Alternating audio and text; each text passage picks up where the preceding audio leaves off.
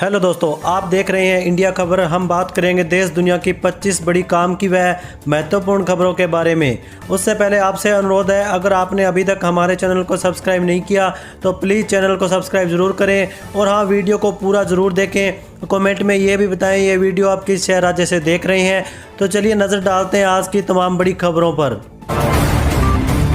देखिए, पहली सबसे बड़ी खबर, लखनऊ में शीतकालीन सत्र के दौरान सीएम योगी आदित्यनाथ ने समाजवादी पार्टी पर हमला करते हुए कहा कि पिछली सरकारों में भ्रष्टाचार था। उन्होंने अपनी सरकार की उपलब्धियों को भी गिनाया, जिसमें पूर्वांचल एक्सप्रेसवे का निर्माण, किसानों को भुगतान और बेहतर कानून व्यवस्था शामिल थी। उन्होंने बताया कि यूपी निवेशकों के लिए एक आकर्षक केंद्र बन गया है और राज्य का बजट बढ़ाकर 8.33 लाख करोड़ हो चुका है, जो विकास और वित्तीय अनुशासन को दर्शाता है। वहीं अगली खबर देखिए, मुख्यमंत्री योगी आदित्यनाथ ने विधानसभा में कहा कि एमएसएमई सेक्टर को सशक्त करने से प्रदेश में निवेश, निर्यात और रोजगार बढ़ेगा। सरकार परंपरागत उद्यमों को बढ़ावा दे रही है, जैसे कि काला नमक चावल, जिसकी ब्रांडिंग और पैकेजिंग की गई। उन्होंने कहा कि सरकार बिना भेदभाव के 25 करोड़ लोगों के कल्याण के लिए काम कर रही है और प्रदेश में 96 लाख एमएसएमई की इकाई जो 2.25 करोड़ परिवारों को रोजगार दे रही है। चलिए अगली खबर देखिए, चंडीगढ़ में पंजाब भाजपा मुख्यालय में कांग्रेस के कई वरिष्ठ नेता और कार्यकर्ता भाजपा में शामिल हो गए। अश्वनी शर्मा और मनोरंजन कालिया की उपस्थिति में उन्हें पार्टी की सदस्यता दिलाई गई। भाजपा नेतृत्व ने कहा कि यह भाजपा की नीतियों और नेतृत्व में बढ़ते विश्वास को दर्शाता है, जिससे पंजाब में पार्टी की ताकत बढ़ रही है। शामिल होने वाले नेताओं में इंटक के अश्वनी कुमार शर्मा, मोतीलाल धमाका, अनिल कुमार राजा और अन्य शामिल हैं। वहीं देखिए, बिहार सरकार ने महुआ और मुंगेर में निर्माणाधीन मेडिकल कॉलेजों के कार्य में तेजी लाने के लिए 27 करोड़ रुपए की राशि आवंटित की। स्वास्थ्य विभाग ने यह राशि स्वीकृत भी की, जिसका उपयोग वित्तीय वर्ष 2025-26 में किया जाएगा।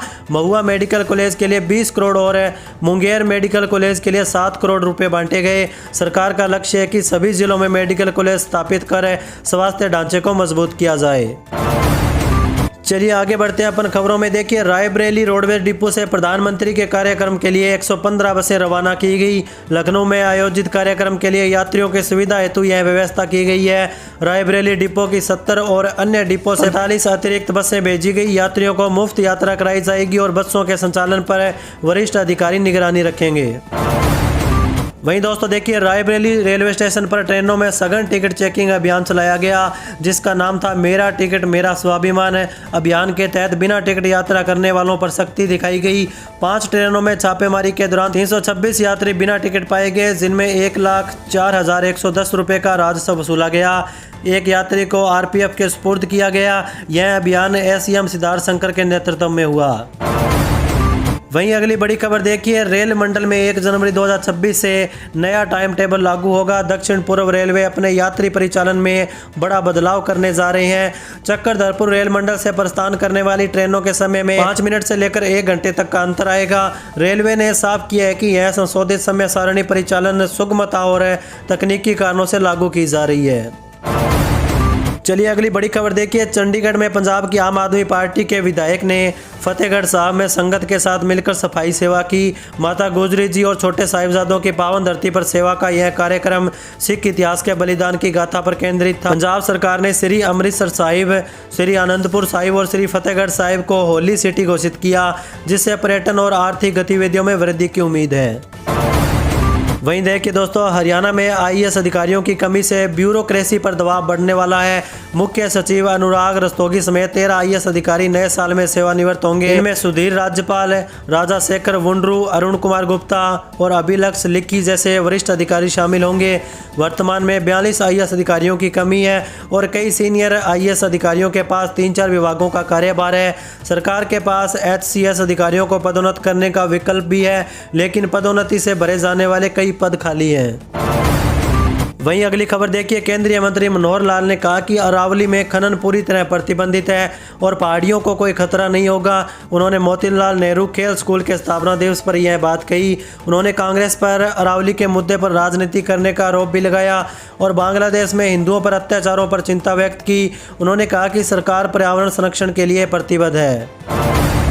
चलिए आगे बढ़ते हैं अपन खबरों में। देखिए, मुंबई नगर निकाय चुनाव से पहले उद्धव ठाकरे और राज ठाकरे ने गठबंधन की घोषणा कर दी है। वहीं अजित पवार की राष्ट्रवादी कांग्रेस पार्टी अगले महीने होने वाले चुनाव में नया ट्विस्ट ला सकती है। एनसीपी स्वतंत्र अभियान शुरू कर सकती है। पार्टी कार्यकर्ताओं को संबोधित करते हुए एनसीपी 15 जनवरी को होने वाले बीएमसी चुनाव के लिए स्वतंत्र रूप से कैंपेन चलाएगी।